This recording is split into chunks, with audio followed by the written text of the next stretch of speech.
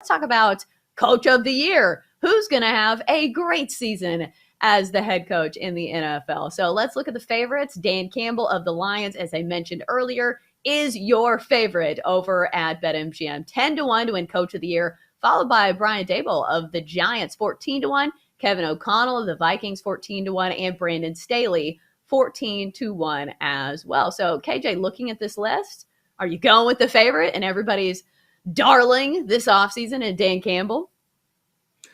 No, I actually have someone in the field, Mike McDaniels at plus at 16-1.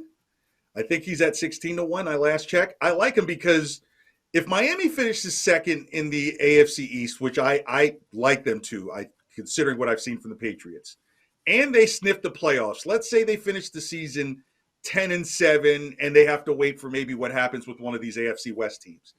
He's the coach of the year, and I think because that means that Tua has performed, and the Tyreek Hill acquisition worked out, and the moves that they made worked out, and the Brian Flores story goes a little further in the back window.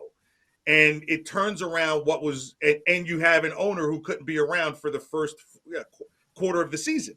So to be a rookie guy to come in there and can turn that offense around, because that's the story. This is Tua's last ride there. If he doesn't get it, he's out. And so if you can come in there and do that in 1 year, I think they make him coach of the year if they go 10-7. Mike McDaniels at plus 16 at 16-1.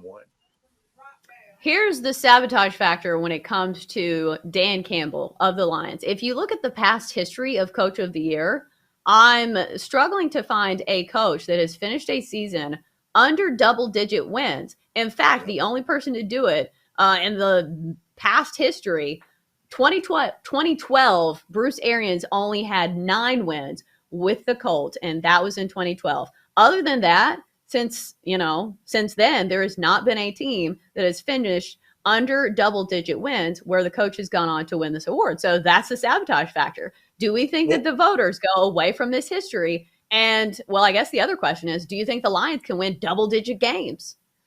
Well, 2 things. No, they can't win double digits. And the other is the year that Bruce Arians took over was the year that Chuck Pagano went out.